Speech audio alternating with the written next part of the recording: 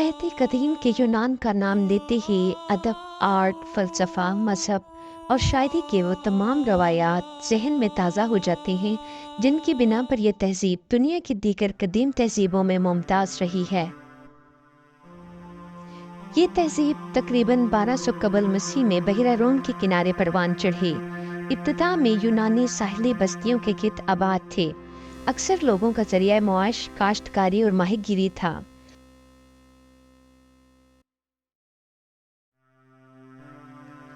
बादशाह ये साहिली बस्तियां शहरी रियासतों में तब्दील हो गईं जिन्हें पोलिस के नाम से जाना जाता है। कदीम यूनान तकरीबन 150 शहरी रियासतों पर मुश्तमिल था। हर रियासत का अलग बादशाह था और हर रियासत की मखसूस बोली और सकाफत थी। इन रियासतों में सबसे मजबूत एथेंस और स्पार्टा थी। एथेंस का ज़ाहिरी नक्शा बहुत सादा था। उसकी गलियां तंग और बाजार छोटे थे। ये हमारे आज के कस्बों की मानंद था।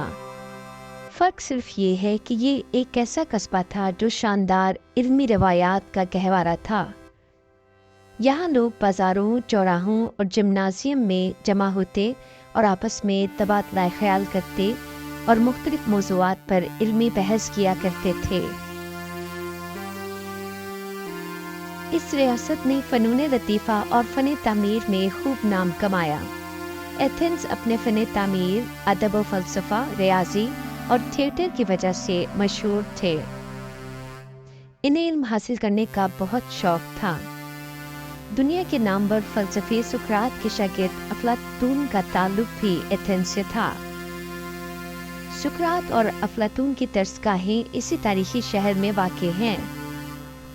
एथेंस का तिजारती और बहरी निज़ाम बहुत मजबूत था, जिस वजह से इनकी मईशत अच्छी थी। इनके बरक्स स्पार्टा जंगी सलाहियतें रखता था। स्पार्टा कदीम यूनान की एक और अहम शहरी रियासत थी।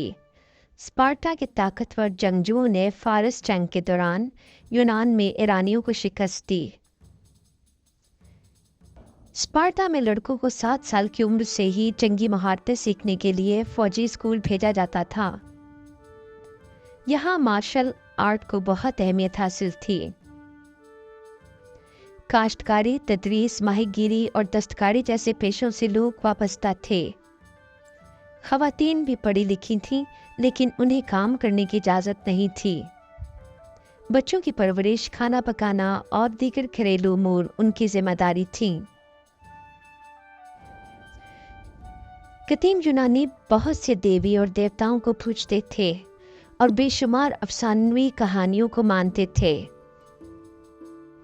ज़ीव्स देवताओं का बादशाह समझा जाता था। आसमान का देवता भी था जो बिजली, गरज, बारिश और हवाओं पर इख्तियार रखता था।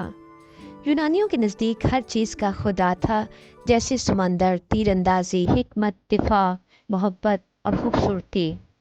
हर शहरी रियासत में खूबसूरत सतूनों के साथ इन देवताओं के मंदिर बनाए जाते थे। ये देवता आज भी यूनानी अफसानों में मशहूर हैं। कदीम यूनानी तहज़ीब को 4 अदवार में तकसीम किया जा सकता है। 1200 कबल मसीह से 800 कबल मसीह तक के दौर को तारीख दौर यानी डार्क एजेस के नाम से जाना जाता है। 800 कबल मसीह से 480 कबल मसीह का दौर वो दौर है जब कदीम यूनान सियासी, सकाफती और इक़्तिसादी तौर पर मजबूत हो गया था। इस तरह उसने दूसरी रियासतों के साथ बैनुल-अक़वामी ताल्लुकात भी इस्तवार कर लिए थे और कई जंगी हरबे इस्तेमाल करके दूसरे इलाकों पर कब्जा कर लिया था। इस मुद्दत को कदीम यूनानी दौर, ग्रीक आर्केक पीरियड कहा जाता है। 480 कबल मसीह से 323 कबल मसीह का दौर कदीम यूनानी क्लासिकी दौर कहलाता है। ये वो दौर है जब जमहूरी हुकूमत का आगाज़ हुआ। ये दौर अदब, फ़नून लतीफ़ा, फ़लसफ़ा और फ़न तामीर के लिए मशहूर है। 323 कबल मसीह से 31 कबल मसीह तक का दौर हेलेनिस्टिक दौर कहलाता है। ये वो दौर है जब सिकंदर आज़म की वफ़ात के बाद यूनानी सल्तनत कमज़ोर पड़ गई और ज़वाल का शिकार होने लगी। قدیم یونان کے لوگ یونانی زبان بولتے تھے۔ کہانی سنانا ان کی ثقافت کا ایک لازمی حصہ تھا۔ کہانیاں اور افسانے نسل در نسل چلے آ رہے تھے۔ قدیم یونان میں لباس سادگی اور خوبصورتی کی عکاسی کرتا تھا۔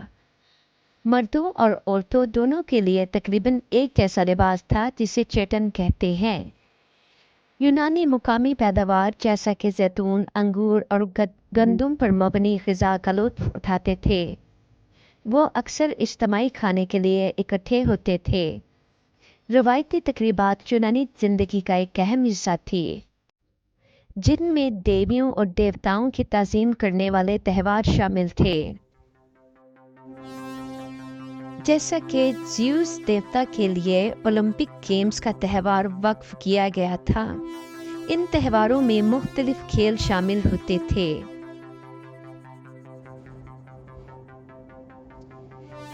یونانی تہذیب زبان، سیاست، آرٹ، سائنس، تھیٹر اور فلسفے میں انتہائی متاثر کن تھی۔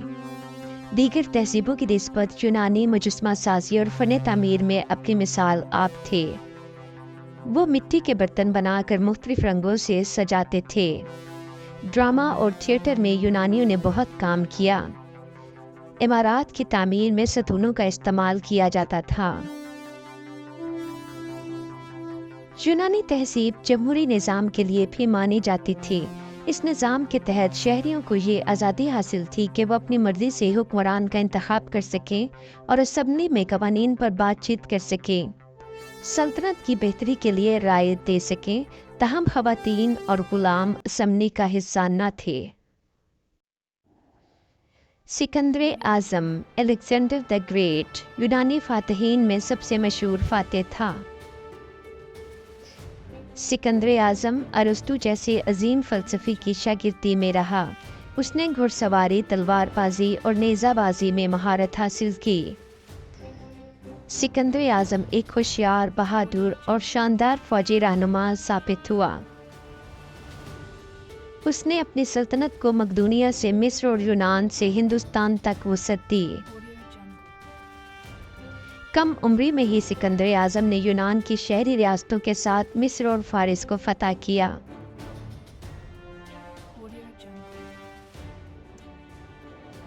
327 قبل مسیح میں سکندر اعظم برِ صغیر میں داخل ہوا۔ اس وقت گندھارا چھوٹی چھوٹی سلطنتوں میں تقسیم ہو چکا تھا۔ سکندر اعظم کی عظیم فوج نے اس علاقے پر قبضہ کر لیا۔ سکندر اعظم نے ٹیکسلا میں قیام کیا۔ یہاں کے راجا نے اس کا پرجوش استقبال کیا اور اسے تحائف پیش کیے۔ اس کے بعد وہ راجا پورس پر حملہ کرنے کے لیے جہلم کی طرف بڑھا۔ راجا کی فوج سکندر اعظم کے ساتھ بہت بہادری سے لڑی۔ راجا پورس کو اس جنگ میں شکست ہوئی۔ اس کی جنگی صلاحیتوں اور بہادری سے متاثر ہو کر سکندر اعظم نے اسے اپنے علاقے پر حکومت کرنے کی اجازت دے دی۔ اس کے بعد سکندر اعظم مشرقی علاقوں پر قبضہ کرنا چاہتا تھا، تاہم اس کی فوج تیار نہ ہوئی اور سکندر اعظم مقدونیہ واپس چلا گیا اور کچھ ہی عرصے میں انتقال کر گیا۔